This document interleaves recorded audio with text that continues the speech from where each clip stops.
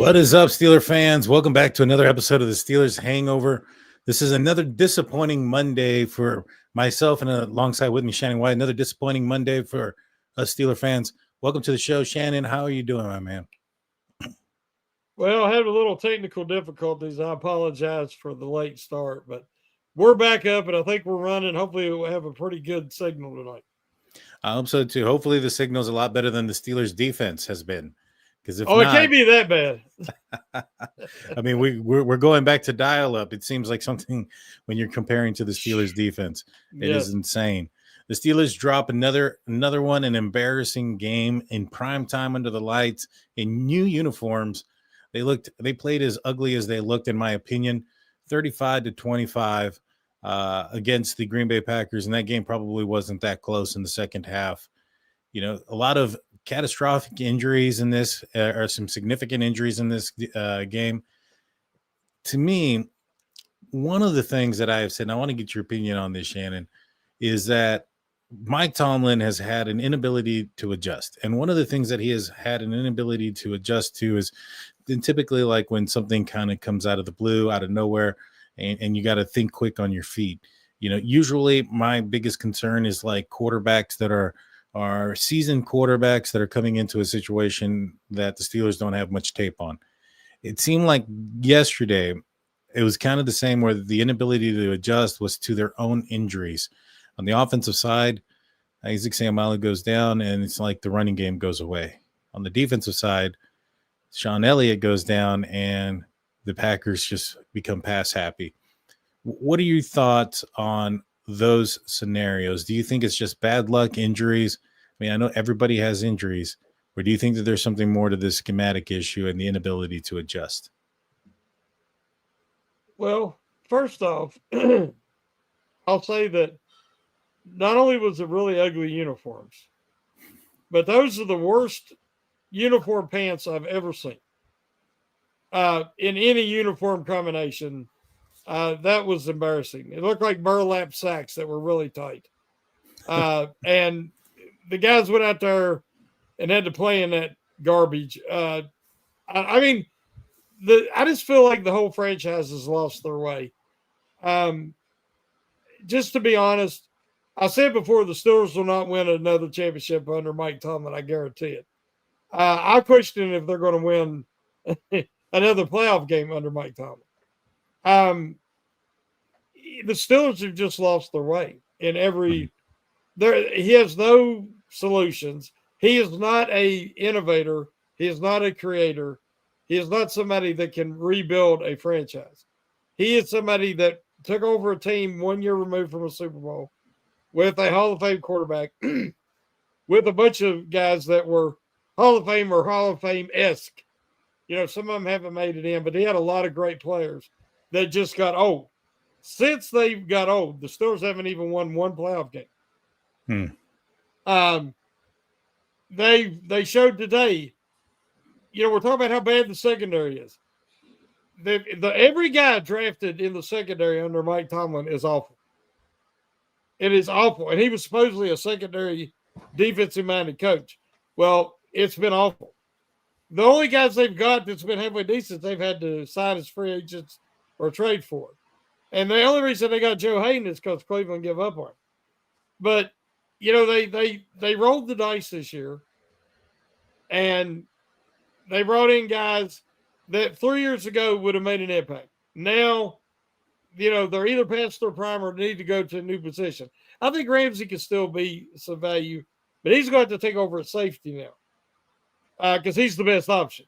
Because I think Elliott's done. I haven't heard anything official, but it looked like it. It didn't look good. It didn't look good. And even when they're all healthy, Daniel, they've sucked all year. They have sucked. If they play a competent quarterback, they lose. Home field advantage is gone. The fan base is ridiculous. The fans just don't show up. They sell their tickets. They don't show up till about midway to late in the first quarter. You don't have a home field advantage that way. It's just it's embarrassing. And the Steelers will always be my team. But I think we've come to a realization. I always said that Mean Joe Green was the foundation of the Steeler organization. But the most influential, most important guy in all of Steeler history was Dan Rooney. Because since Dan is gone, this team has no direction. They have no vision. There is nobody that can pick up his slack and pick up the mantle that was Dan Rooney. Even when he went and became the ambassador to Ireland and he left the operations up to his family, they have not done anything. They have failed massively across the board. And now they're rudderless. And they have a head coach that, again, has no clue how to fix this thing. This is the Titanic. And it is going on, and the band's still playing. And we're all still, rooting and caring. But it's sinking, and they ain't saving this thing. And now we talked about it in the past. I said, don't sign TJ Watt. He's done. His best time. I mean, he can still be decent, but his best years are behind him, and they need him to be Superman. And he's more of a Robin at the best. He's not even Batman anymore. He might be Robin, but he's robbing the team because he's not living up to his paycheck. Hayward is a shell of himself. They went all in. The only way it was going to work, Daniel, is if Watt could get back to Watt, and Hayward could, turn back the clock for one more year. It ain't going to happen, and it's over. It's just over. And now there's some tough things that's going to happen. But the one thing about it, there's no more excuses. The handwriting's on the wall when they don't have the winning record finally, and people can say, okay, well, they can get off the Tomlin never having to lose a season, and they can actually start addressing this. But all they've done is delay a rebuild that should have started years ago. To a lot of your points there, which I agreed to a significant amount of it, I think that Tomlin's trying to recapture what he had early on, which is a team that he didn't have to develop, that was developed by somebody else who he could just kind of try to focus in on just maybe perhaps the rah aspect of it, the let's go, let's be the motivator. And, I think he just went too old. I mean, these guys are old, hurt, fatigued. They look like a shadow of their old self. Many of them do. And they're not getting any younger. The Steelers go out there and sign Marcus Valdez-Scantling, 31-year-old wide receiver off the practice squad. Or not off the practice squad. This guy got released from the 49ers a day after he was put on IR for a calf injury. So he was put on IR for calf, and then the next day they released him, and now the Steelers are signing him. Is this the big number 2 wide receiver move you were expecting? It sure don't feel like it for me. And I highly doubt that there's going to be a move by tomorrow's trade deadline. I don't foresee anything happening from here to there. What are your thoughts on those two things? I mean, it's almost like it's a waste of time now. If you make a trade, even if you bring in a quality number 2 wide receiver, you would want him for a few years so that he can maybe develop with whoever the quarterback of the future is. You don't want a 1-year rental because this team ain't going to go anywhere. They're not doing anything this year, guys. I mean, this defense is, the highest paid in the NFL, and they're like in the bottom of everything. So they're the worst defense in the NFL by a far margin. The bottom of everything. And it's why give up anything? Because you're going to need these draft picks. There's a ton of guys coming off the books after this season that you don't want to re-sign. They were 1-year rentals trying to trying to get a winning season for Watt and Hayward. But it just isn't going to happen because they're not the TJ Watt and the Cam Hayward we're accustomed to. That ship has sailed. So now there's no reason to make a big trade because you're not turning this year around. This defense is bad. It's really, really bad. And they have no solutions. They say they've tried, and we got to get better fast. We got to get communication. That's all back to the coaching. Say it was either coaching or talent, personnel. And the Steelers said it's not the coaching, it's the personnel. Again, they don't want to shake Tomlin tree. They don't want to shake it at all. Don't want to upset Tomlin. So they left the coaching as is. And they took the personnel chance and tried to bring in more talent. But they brought in old talent and put it in an older scheme. This scheme is so ancient and ineffective. And, you know, it's over. This year's over, in my opinion. I just, the worst thing that happen is for them to somehow sneak out of one game over 500. And then everybody say, look what Tomlin done with this talent this year. He was able, with all these guys past the prime and all, and he still got them to a winning record. Oh, my gosh. I won't be able to stand it if that happens. The thing is, he's responsible for putting the team together. You know, a big portion of especially some of these older players are because of Tomlin. You know, I think that it's him who wanted Jalen Ramsey. And I'm not saying Jalen Ramsey is not a bad player at all, but it was him who wanted those players. Darius Slay. These are Tomlin guys. These are guys that, you know, not only are older, but he decided it was a smart idea to work them in the hottest part of the summertime and just get them all with, you know, how many, you know, soft tissue issue injuries have we seen this season so far? Now that could be also because of the age. It could be also the work. I mean, they're on the field quite a bit of time, quite a bit of the game. You know, they cannot get off a third down to save their lives. And, you know, I think you're right also when it comes to, like, you know, attributing so much money to that side of the defense. And to come to think about it, I mean, could you imagine if the Steelers gave in and gave Cam Hayward that bonus that he wanted coming into this game and not just, you know, surrounded around the possibility of winning a playoff game? Because at this point, I don't think that Cam Hayward's going to touch any of that extra money that he's supposed to get that is attributed to playoff success. So, you know, I guess the writing was on the wall. The Steelers saw it, but to a certain extent, doesn't this almost, I mean, with what got the Steelers successful is consistency with the players, the coaches, and loyalty. It seems like it's starting to turn on itself at this point. Oh man, I love loyalty. That's one of the reasons I've loved the Steelers my whole life, is how I told you the stories about how the Mr. Rooney Art Senior, he kept guys around, give them jobs. You know, back then you had to work in the off season.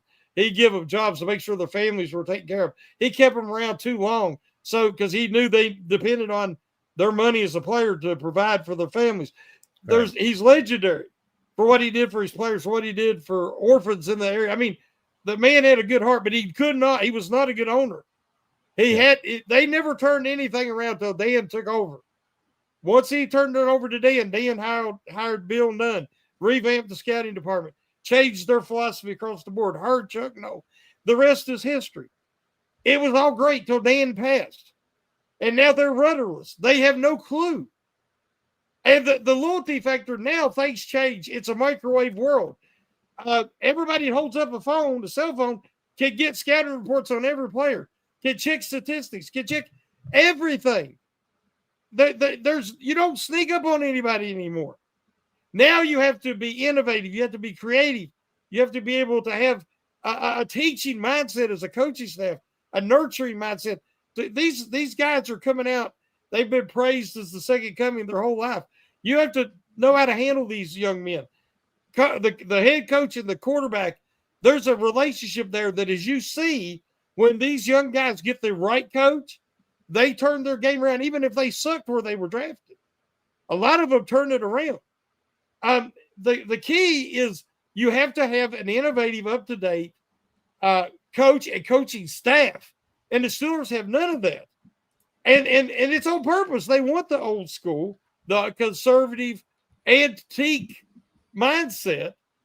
And I was like, okay, well, they've got something on offense because nobody can prepare for 3 or 4 tight ends on the field at one time.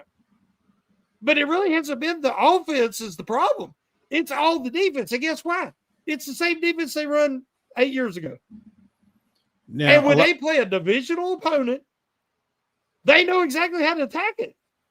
Or somebody that was in the division, like Joe Flacco. Now he's back, of course, but you know what I'm saying.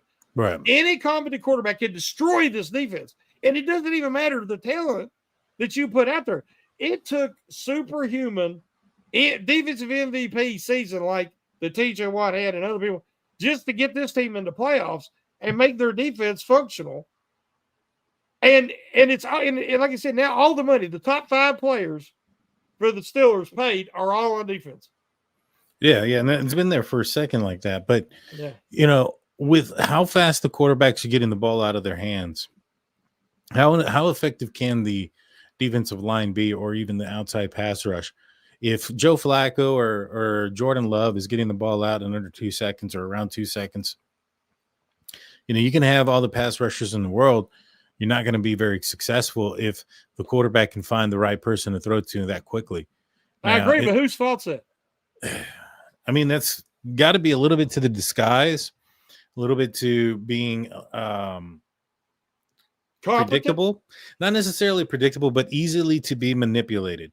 So, for instance, like when I used to watch Kenny Pickett play, there was a certain throw that he would do, and if the outside linebacker was shading a little bit into the inside on the tight end or on the slot receiver, he was throwing like a 5 and out or a 10 and out right away all the time.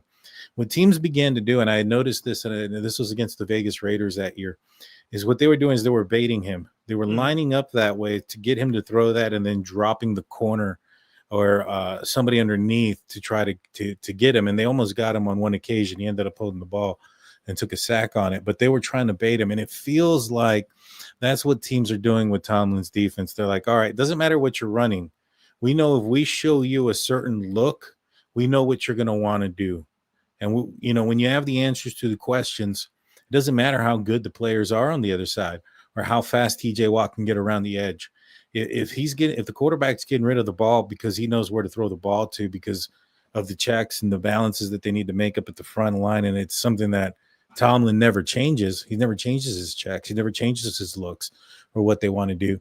Then this is the result. I mean, this is the result. You have teams that have quarterbacks like Justin Fields who, they finally won a game against the Bengals, but in week 1 put up points that, I mean, could have been, he was on a pace for an MVP season if he would have continued at that rate. Mm-hmm. Everybody, I mean, the Steelers aren't just last place defensively. They're last place for a bit. I think there's like over 20 yards difference as far as the Steelers and the amount of yards that they allow and as the 32nd ranked team compared to the 31st ranked team.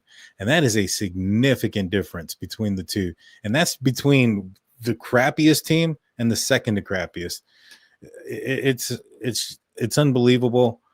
Something needs to be done. The fans were chanting "Go Pack, Go!" in that stadium in Acrisure Stadium last night. Unbelievable. But I wouldn't be surprised if that stadium was filled with Steeler fans more. We probably would have heard the Fire Tomlin chants. Do you think those are coming? I think a lot of people are scared. They don't. I mean, I've took a ton of blowback for the last couple of years. Just saying what I've said about Tomlin from a place of love for the Steelers. And I have nothing but respect for the man, the individual. But the truth is, he is not what the Steelers need. He is not a person who can rebuild this. If they're going to have to rebuild, and he's not the answer. He is a guy that wants veterans. He wants older guys. He wants guys that adhere to his system. It took him to get a 41-year-old 4-time MVP for him to trust him to make changes and adjustments and audibles. And last night he was trying to audible, and then the Packers were changing up at the last second because they snapped the ball with 1 or 2 seconds every time.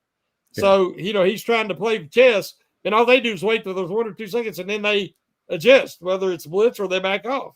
And then the Steelers, they're a team that's made to control the ball, the power running game, which they run the ball very well in the first half. Warren looked like he was going to have another 100-yard game. And then the defense totally collapsed, and the Steelers, they can't just play the small ball anymore. And they don't have the deep down the field game. And teams start sitting on him underneath routes. And Rodgers like, he don't know where to go. It don't matter. You can bring in any quarterback, and they're going to go through that same thing, trying to run this offense. And it's just Tomlin is not the answer anymore. And I think that a lot of people would admit that, but they're scared because they don't want to be called names or saying they don't truly love the Steelers. And I'm just the dummy that'll just keep saying it. I'm just being honest. I love the Steelers. I love this name on the front and the emblem not the one on the back. I mean, there's some guys that on the Steelers team that we all love and root for, but the truth is what it is, and Watt's not the same, and he'll never be the same. It's done. It's over. I mean, he looks defeated now before the pass rush even happens. He's got that look on his face like, I can't get there. He's not as explosive as he once was. Hayward's old, and all the guys that they were counting on, the top 5 guys to get paid big money, are not showing up, or they're past their expiration date. So for those, I don't know where they go from here, Daniel. I really don't. I don't either. But for those that get upset because we're calling out the head coach or calling out this or that, I want to know what your opinions were after Neil O'Donnell threw those 2 interceptions. If you were so supportive of his actions, even after he threw the Super Bowl. And in this situation here with Mike Tomlin, I mean, you go back all the draft picks that the Steelers have had. You look at the quarterback that they drafted recently. You look at the fact that they paid, and I know it's not all on Tomlin that they paid TJ Watt $41 million per year, but I guarantee you Tomlin had some say in that. And so now we're looking at some problems that are more than just 1 year, in my opinion. Now, yeah, the TJ Watt, deal isn't going to look that big in about 3 or 4 years. But at that point, what are you going to be paying $10 million per sack? Like, it's. Tell me where is I think in the last 17 or 18 games, he has 4.5 sacks. Yeah. Myles Garrett had 5. But we used to laugh about saying that Garrett was as good as what? He's way better. Parsons made a big impact last night, even though they tried to neutralize him. You watch guys around the NFL, there's some dominant defensive players. Watt isn't one of them anymore. And he hasn't been for a while. Now you can honestly say that the worst contract in the NFL at this moment is TJ Watt's contract. You can, at this point, the worst extension of this year, it appears that way. Yes. It definitely does appear that way. I know it's a long season and things can turn around, but at this point where we're at, where the Steelers are at 4-3, pretty close to the halfway point of the season, it definitely does not look like an investment well made. A lot of people are harping in for a guy like Nick Herbig, who has created a lot more splash with a lot less opportunities, and is a bit of more of a nightmare that is forcing teams to do certain things, like put in a tight end or put in another player to chip and things like that, which is offsetting with the rhythm. The problem is with what the Steelers currently have is they don't, the offenses don't need to chip these guys, don't need to double team them anymore. And so now they have more players running for routes and utilizing some of these concepts that the Steelers defense probably hasn't seen in so long, because offenses were having to hold in players back so that they can maintain, some sort of protection for their quarterback, and they have no answer for it. And they look embarrassing. Yeah. And you said it earlier, the quarterback's getting rid of the ball quickly. And so that's going to neutralize the talent of a guy like a Watt or a Herbig or even a Highsmith. But let's just be honest, Daniel. They made Kraft last night look like prime Gronk, prime Kellen Winslow, prime Ozzie Newsome, whoever you want to say. He dominated them. It didn't matter. He was wide open every time. Now, I got to say this before I forget it. And I said it to my wife last night. There was 3 no calls in that game that were so glaringly bad that I think that the refs should be maybe suspended. And one of them was on us. Broderick Jones pulled, and he left a good half second early. He was behind Samalu before the snap of the ball, and they didn't even call it. So we benefited from that. But then that offsides where Rodgers threw the ball and it ended up being a 4th down after that. That was a free play. Everybody in the stadium seen it. 2 guys was offsides. One guy had half his body across the line, and they didn't call it. And I said, if they lose this game, and because that shift momentum, if the Packers come back and win this game, that could be a big play. And I thought it was as bad as it was going to get. But no. On that ball where Love was getting hit, and he just lollipopped it down the field. And the only people down there was Elliott and Kraft. So what happens? To prevent the interception or an incompletion, Kraft literally just pushes Elliott away, obvious to everybody in the stadium. And then at home on TV, no call. Kraft catches it, rumbles downfield. So in trying to get back into play, that's when Elliott blew his knee out. Right. So that play just by itself shouldn't have happened there because of the blown no call by the refs twice. And ends up you lose your best safety for the season more than likely. Those kind of things, as much as I want to harp on how bad this coaching staff is, especially Terrell Austin, and the decisions they made with some of these extensions, and last night's game could have went very differently, and it was momentum-wise prior to this. It seems like when it's going bad, it can always get worse.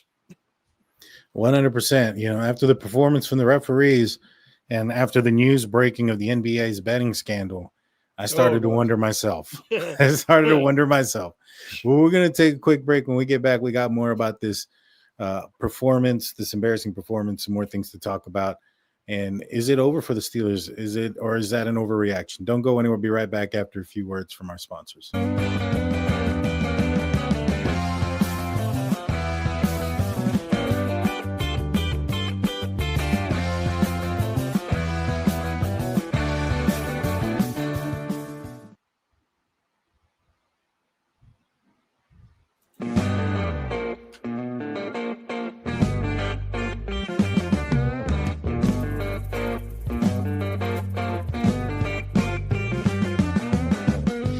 Hey, everybody. Thank you for sticking with us. Before we get back into the conversation, I want you to go check out, after this podcast, our website, stillcurrentnetwork.com, one-stop shop for Pittsburgh Steelers news and coverage. Go check it out. You can also check out an audio-only podcast, which include mine, State of the Steelers, that airs out on Saturdays. I was completely wrong this past weekend, so you can go make fun of me if you go and listen to that. I think I'm going to be a lot more harsh moving forward. Speaking of which, being a little bit harsh against this team and everything else that's going on. You mentioned a couple of penalties that cost the Steelers some prime opportunities. There was some other penalties that were called that were probably right to be called. Some against DK Metcalf, some against some other players that really pushed the Steelers out of position on offense in many of these drives. And then the Packers just had to move Micah Parsons to the inside, and the Steelers had no adjustment for it. Even Chris Collinsworth began to point it out every single third down what the Green Bay Packers were going to do, and the Steelers had no answer. Mm-hmm. Who's that on? Is that an Arthur Smith problem, or is that still Mike T? Well, again, I think Tomlin has a lot of influence in personnel. Yeah. Through the scouting, the combine, the draft, and then in personnel packages. You're starting to see a little bit more creativity with Arthur Smith, and a little bit more because of Aaron Rodgers. And again, I don't blame this on the offense. I think that the game plans are changing. They're panicking because they realize the defense is not – it puts undue pressure on the offense right now because they know the defense ain't stopping a cold. They can't stop anything. And so they're trying to keep the ball. They're trying to work it in. They know they got to score it on every possession because the Packers scored on their last 5 possessions. No resistance. Love completed 20 passes in a row, which tied the all-time Packers record. And the Packers have been around a long time. And he was just, it was just open, easy, just like we've seen for the Bengals. There's no resistance. And, I think they thought it was personnel, but you can't put players in impossible situations, no-win situations, and then be successful. Even when they were at their peak. but definitely not now because they're all older. These guys that are failing, Slay, Ramsey isn't looking that great. Porter's never developed because who has Tomlin ever developed a cornerback? In all his years, he doesn't develop secondary guys. The best secondary guys the Steelers have had, he inherited them, he traded for them, or he signed them as free agents, and they were already developed. This team cannot develop anybody. And if they do draft the quarterback high, they can't develop him. They got to get somebody else. They kept the coaching staff intact because I think Tomlin wanted them to, but it was a mistake. There used to be a stigma also that the Steelers were good at picking and drafting and developing young wide receivers. Doesn't seem like that's been the case either for the last couple of years since Chase Claypool, I think. The Steelers have got to go out there and get other receivers. They had George Pickens. He had some, flashes here and there. He still has some flashes here and there, but he's still a headache. This team is just kind of going down in a really bad manner, really, really fast. I think that the city or the fan base is tired of it. I was watching the Mike Tomlin press conference, and the word clown and fire Tomlin had to be trending throughout that entire thing. Like, people are fed up. People are tired. People are tired of watching this on the, you say, hey, there was a lot of Green Bay Packers in the stands. Well, why is that? It's because, the Steeler fans don't want to pay good money to see him at home against a team and get blown out. You know what I mean? You can make money selling the ticket. Exactly. But instead, you can watch them lose at home and make the money that you sold for getting the ticket. It's good business. That's because they're not putting a good product on the field. Yeah. And, it's frustrating. It's time for a change. I don't think one's going to happen. That's the even more frustrating part, is the fact that I think that so many people can say, hey, you know what? I would take a season, if the Steelers ended up 9-8, I would take a season next year of like 6 and it's going to sound weird, but like 6-11 and or 5-11, and then be moving in the right direction, have more competitive play, and not just get blown out so much. I mean, this is horrible. It's a rinse and repeat. It's the same thing over and over and over. And it has been through this stretch of, never had a losing season. Yeah, they haven't won a playoff game since 2016 or whatever. I mean, it's the same. It's awful. Like you said here, 15 and 13 home, there's no home field advantage anymore. There is no advantage because, again, Tomlin is not a teacher. He does not develop. He does not build, create. He is a guy that can be the face and say the right things and try to do all this stuff, but he's not innovative at all. And it's just not working. It's and as many people have said tonight, the message has grown stale. And eventually people stop listening. And as the fans, to me, what the Steelers are going through, it's similar to being a Pirates fan. Trust the process. It's going to happen. And you don't see them trying. They don't try anything different. They don't sign bats. They just keep building up with pitchers. And they say, look at all this pitching we got. They have no hitting at all. And, fans quit caring. Now, people that I knew that loved the Pirates growing up, they won't even watch a game. They don't even exist. And the Steelers fans, you got to go to watch them, like you say, lose against any competent team, or you sell the ticket and you make some money. They're going to keep having this. You can't have half the stadium rooting the opponent, the opposition, and have home field advantage. It don't work that way. Yeah, but they've done it to themselves. Oh, I completely agree. 100% that they did it to themselves. And is there a fix? I know that they went out there and got Marcus Valdez Scantling, and that doesn't move the needle for me. The trade deadline is actually next week, not tomorrow, but next week. I honestly don't expect them to do anything. I don't expect any movement whatsoever outside of anything small. Maybe they bring Corey Trice back. I mean, that's probably the most significant move that they'll do that will affect the defense, is bring somebody off of the injured reserve and see if they can do something. I strongly suspect there's not going to be a move, whether it's wide receiver 2 or cornerback or whatever. Do you feel the same way, or do you think that maybe perhaps I'm wrong and the Steelers are making some moves behind the scenes? No, I agree. I agree with you totally. It makes absolutely zero sense to make a substantial move right now with draft capital that you're going to need unless you have a move that can salvage this season. And when I mean salvage, I don't mean even win a playoff game. I mean give the fans something to look forward to for next year.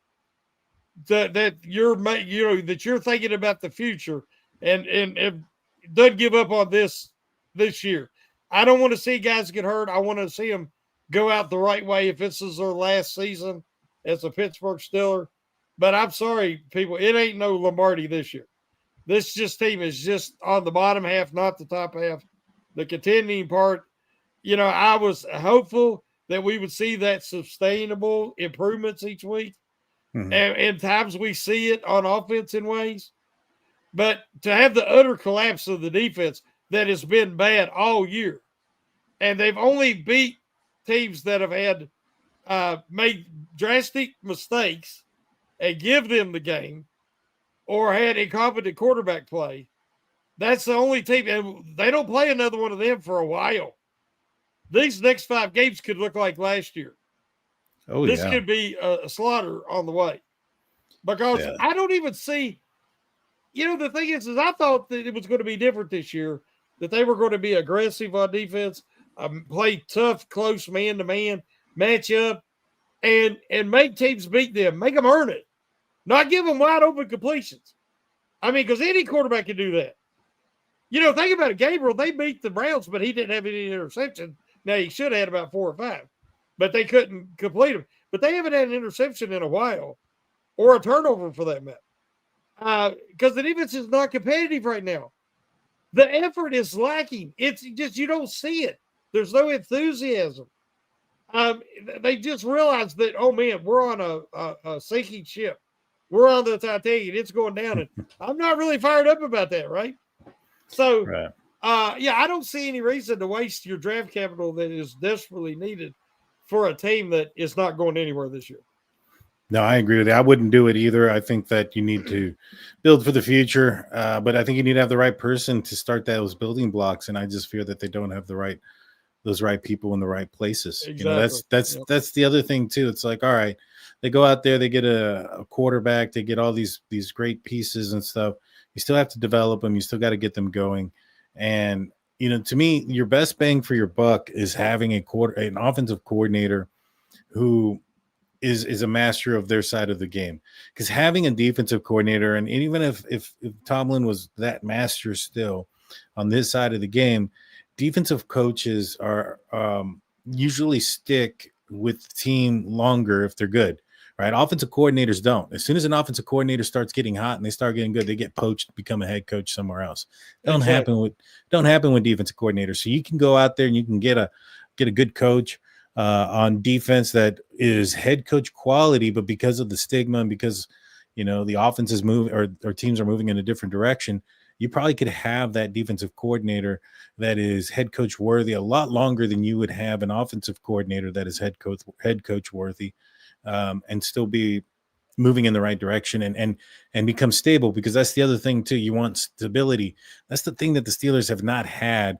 Whether you go back to, how many times that the quarterback position has been overhauled, the room has been completely changed. The Steelers are starting to go through their names of quarterbacks in the back of the jersey since Ben Roethlisberger's retirement. They've how many is it? I mean, you have Mitch, Mason, Kenny Pickett, Justin Fields, Russell Wilson, now Aaron Rodgers. I mean, that's a significant amount of people in a short amount of time that have been a starting quarterback for your league or for your team. This just reminds me offensively of the Steelers being a chicken with their head cut off and running in different directions and hoping it's the right one eventually. If Tomlin gets tired of all this, and that's mere peons questioning his supreme authority. He lets us know what he thinks of our opinions. I mean, he could care less what any of the fans. You listen to the fans, you're done already. Well, not every fan's an idiot. Not every armchair quarterback or whatever is wrong. Sometimes we're right. And sometimes the announcers say it, the other coaches say it, the players from other teams say it, and we say it, but nobody knows anything other than him. Well, if let's say he gets tired of this and he walks off in the sunset and gets on with his future, whoever they hire, it can't be scared to hire a competent offensive coordinator. Can't be scared to hire a competent defensive coordinator. And the Rooney's are going to have to get off their pocketbook and the ownership, and they're going to have to bring in a normal coaching staff, normal trainers, normal size, everything, and dot the I's across the T's, and don't leave anything to chance, because right now there is a real disconnect between the coaching and the players, and the communication issues that they continually talk about. When's somebody going to turn and look in the mirror and say, "Oh, I'm part of that problem"? That's true. Accountability is huge. And I know that a lot of the players are saying that we got to play better, we got to read better, we got to get off blocks better, and those type of things. But this is the same thing we heard about Matt Canada. We heard the players saying, "Oh, we got to execute better, we got to do this better, we got to do that better." And offensively, since Matt Canada, it has been better. I wouldn't say it's league's best by any means, but it's been better than what it was under Canada. And so coaching does matter. Putting your players out there in the best position does matter. Getting your team prepared in the right, for what to expect is also important. Your scouting of the opposite team and self-scouting of what you're doing, I think, is probably even the most important part about it, because if you're not taking notice that you're becoming predictable and manipulated, or that you're easily manipulated, well, you're part of the biggest problem there is. You know what I'm saying? And that needs to change. And there has to be accountability and honest evaluation, as you say, self-evaluation, because somebody's living in la la land. They're in fantasy land if they're not seeing these problems and can't acknowledge the fact that it's just more than just older players, guys that they're not in their prime, but these guys are capable of better than what we're seeing, but they are not being put in position to be successful. And anybody that can't see that is either in la la land or they're just not smart enough to understand what they're saying. Now, the Steelers made some moves this offseason, signing TJ Watt. I've seen in the comment section a lot of people saying, what are the possibilities that the Steelers trade off TJ Watt in the offseason? I don't know what you'd get for him, given, if he's still on the same trajectory. I'm sure you probably get some team to bite on the name and the accolades from the past. But I'm not thinking you're going to be able to capitalize on like 3 number ones, 2 number ones, or a number one, period. For nobody TJ. wants Watt right now. That's a big contract for not a lot of production. Nobody wants that contract. No. Yeah, and so I don't know if you'd get what you think you want for him. I mean, the only benefit you might have is that you're moving off of a contract that you can probably implement elsewhere.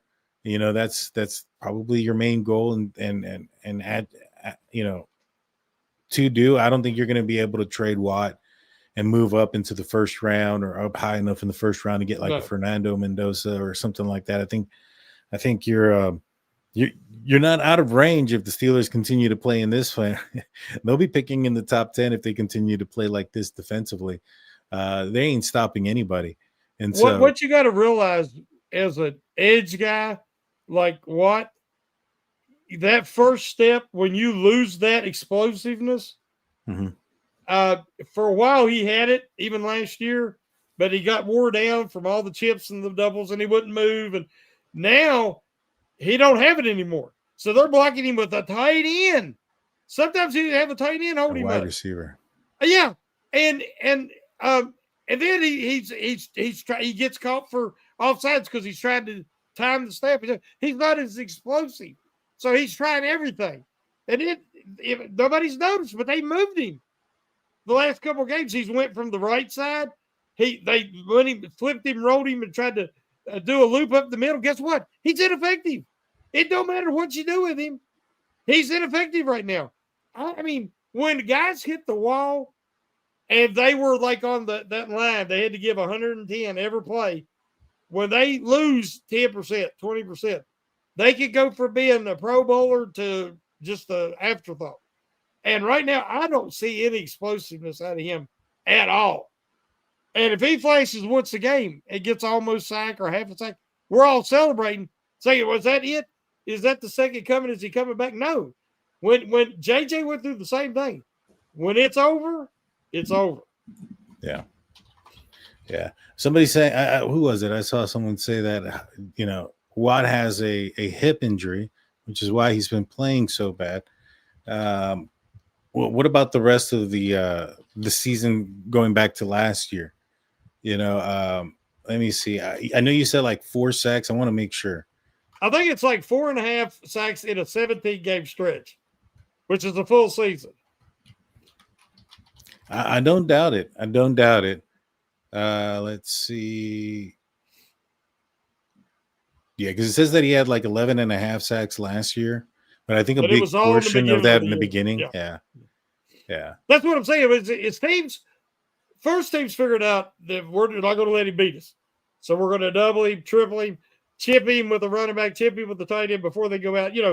And teams had to do that, but it slowed him down, it wore him down, it beat him up, and then he got discouraged, and then he tried, and then over time and with the age factor as well.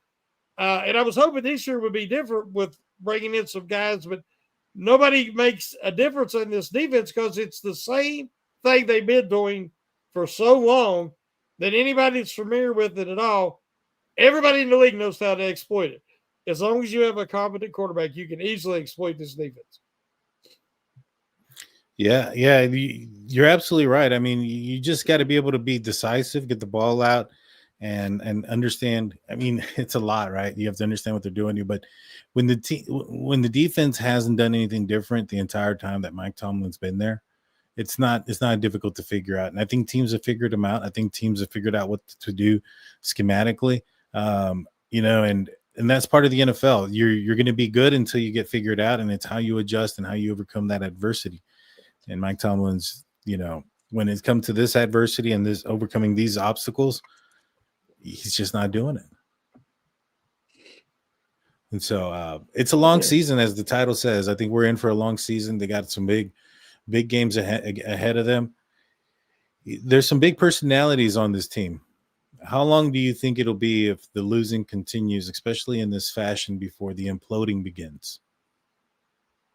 Oh, I mean, you can see it, man. It's bubbling. Yeah. I mean, it's bubbling. I mean, Rodgers is getting frustrated. Metcalf is getting frustrated. The shame is you're seeing the offensive line, having bright moments, especially running the ball. Mm-hmm. But again, it's just that there's just even when they were winning at halftime, was you comfortable? I wasn't comfortable. I just had a feeling if the Green Bay got on the roll, started to implement and emulate what the Bengals had just done, they definitely had the talent to give the Steelers fits. Yeah. And I was really nervous, and I said they got to get this second half, and they got to go down and at least get a field goal, get something, keep the momentum, and it didn't happen. I think that their game. I mean, they go in and let the Colts come into Pittsburgh and run them out of the building and blow them out, which could easily happen. You're going to have ask some serious questions. Yeah, well, those serious questions should be already being spread out and asked. Yes, I agree. It's we're in DEFCON 2 at this point. We're getting to the point of where things are getting kind of, like you said, the boiling point is happening. The frustrations are inking out. DK Metcalf poked a guy in the eye, just out of anger, and it's definitely showing its hand. And I think that it's gonna happen soon if this thing doesn't get turned around. I have no idea what the team is gonna have to do to get it turned around. I know a lot of fans are looking for some quick answers, some answers that can change some things now. I don't necessarily believe that there's anything that can do that. It's just going to be a long season, I have a feeling. And I just hope, like you mentioned, that they start moving in the right direction. Maybe getting Derek Harmon out there and Wyatt Black out there a little bit more, and seeing if they can develop into something that's a little bit better, especially against the run, given their size and strength. Have them out there more often. Take Keanu Benton off the field as much. Maybe even Cam Hayward. I mean, he's not the same guy. He's not the same guy, Hayward. And let some of these younger guys with a little bit more stamina go out there and see if they can, control the offensive line a little bit. I'd even like to see even more of a healthier rotation with especially Herbig. He should be on the field a lot more than he has been. And even Sawyer, getting him out there a little bit more, not to take away too much away from TJ or Alex Highsmith, but have a healthier rotation in and out. Maybe we'll see a better performance out of TJ Watt when he's on the field, if his snaps are being a little bit more limited and he's not exposed to fatigue and things like that. What do you think? I wish it was that easy. Me too. I look at Watt and I just don't see what made him special anymore. Even when they move him, even when they try different things, they're not playing Herbig because he's not as good against the run. Right. But if Hayward doesn't play up to his standard, Herbig is exposed. If Benton doesn't do his job, our inside linebackers are exposed. There's so many issues right now. There's no quick fix. No. And big problems require big solutions. But I've never remembered when Tomlin has made a big in-season move. I don't think the firing in Canada was his decision anyway. But he just doesn't make big. He'll say that, there's going to be accountability coming, and it's some obscure rookie, a guy gets cut off the practice squad. It's never real accountability. It's never a real change. It's more the same. And no coach does less on Sunday than Tomlin does. Yeah. As I've said before, he has that same looking in the sky. I'm lost. I'm looking for a miracle to fall from the heavens to save us because we're going down. We're on the Titanic and the band's playing. And he has no answers. He is not over there on the sidelines talking to the guys, talking to these coordinators, saying, hey, this is what's got to happen. We got to do this. That's not who he is. So if what they go in the game with doesn't work, they're done. And it just hasn't worked for a long, long time. And I hate it. I want to be the guy that you can come to, and I say they need to do this, they need to do that. They're going to lose anyway. Try something different. Try to be aggressive. Try to match up. If a team's just got one really good receiver, or if like a guy like Kraft is going off on you all night long, just don't let him do it. Do something. Spot him and make other guys beat you. Just don't let it be the same guy that just keeps killing you repetitively. And the 2 weeks in a row, that's what's happened. Well, that's been a big issue. It's not even just like somebody that you don't expect. It's not a product of, all right, hey, we're afraid of this one player, so we're going to overcompensate for that one player and give this relatively unknown player an opportunity to shine and hope that doesn't happen. These last couple of games have been their primary targets have eaten like it's Thanksgiving already. Mm-hmm. It's insane, the way that's been happening. And, and it's a situation that is an ongoing thing throughout the entire game. They cannot stop it. And it's become a situation where, Matt Canada and the offense used to complain that, hey, everybody knows our plays.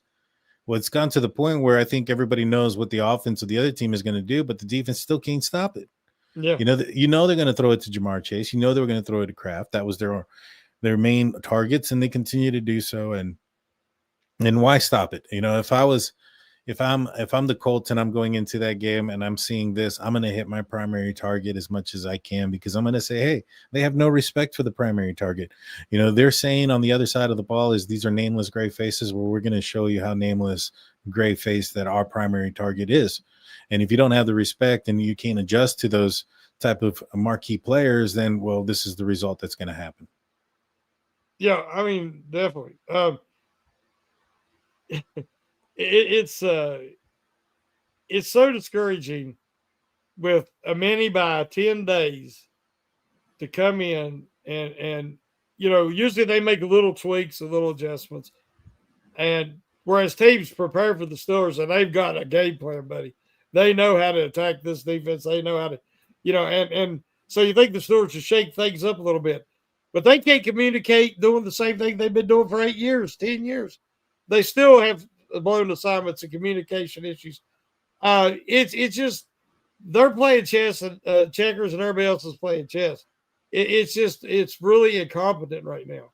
And what we're seeing on the field from the coaching staff, from the players, is straight incompetence. This will probably be one of the last things we talk about.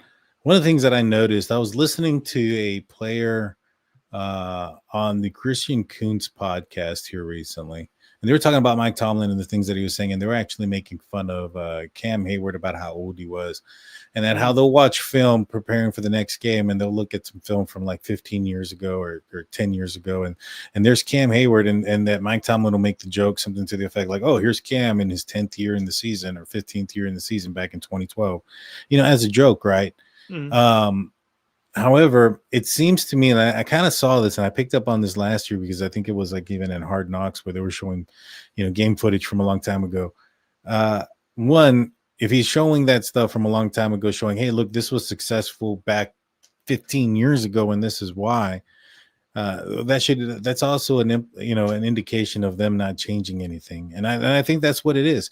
I think that as much as Tomlin likes to reminisce on how his defense worked 5, 10, 15 years ago, during, his planning for the next upcoming matchup, it's not working no more.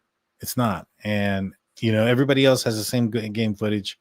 And everybody else knows that, hey, you haven't changed your checks and balances and things of that nature since then. Like I said, if you know the answers to the test, you're going to end up losing all the time. If the opposition knows the answer to the test, you're going to lose every single time. I totally agree. And Big G, Sean Gurley, my podcast partner for Pump Your Brakes on Wednesday nights at 8, a plug there. Let's talk about trade. A lot of the guys I've just been mentioning, and they got to go and try to get more picks for next year. And I'm all for that. I'm all for that across the board. But the problem is, if you do that, you got to make sure you move on from Tomlin as well. You got to move on from this coaching staff. You need a total reset. You need a coach that is proven that he can rebuild a franchise, because that's what's coming. These guys have got to go.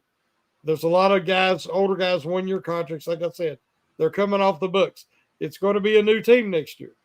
That's a good thing. But you got to have the right personnel and the right coaches in place to develop and create this and guide this and steer the ship, not into an iceberg. We got to change course, change direction, and get the right leadership in charge. And so even though I agree with the player comment, I also believe the coach staff's got to be revamped as well. Yeah, 100%, 100%. And great plug for you. Wednesday, you'll be on the Hangover, the Know-It-Alls.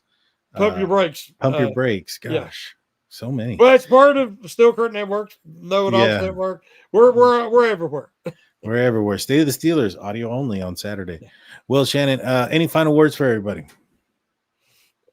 Like I said, I hate it, guys. I mean, it's disappointing. We all hope for better this year. I'm somebody that believes in miracles, and I never give up hope. But when we're looking at this from a reality aspect, I just feel like this season is what it is, and it's what it's going to be. And we're going to be there. We're going to have these therapy sessions every week, and we're going to get through it. But I want to see the things we can focus on is the positives from the young offensive line, from the young talent that they do have, and figuring out ways to best utilize a guy like Ramsey, who will probably be around past this year. We're going to have to put the effort in this year to find the positives. Yes, definitely. Well, guys, thank you all for tuning in. Please hit the like button, hit the subscribe button, ring that notification bell. You guys know what to do. We'll be back tomorrow with the Big Bro Scout Show. You don't want to miss it. Wednesday with Shannon White again, and on your Pump Your Brakes. Thursday, the preview. Saturday, you got mine, State of the Steelers. Until next time, you guys have a great night. Shannon, take us out, my man.